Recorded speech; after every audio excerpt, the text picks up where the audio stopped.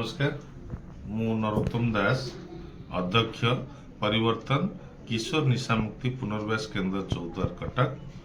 आज संस्कृत दिवस तेणु यही संस्कृत दिवस रे आमर केन्द्रर अंतेवासी माने निजे नृत्य शिक्षा ग्रहण करछंती एवं आज आपण माननकु नृत्य शिक्षार किछि झलक देखेबाकू जाउछंती। आपण माने देखंतु।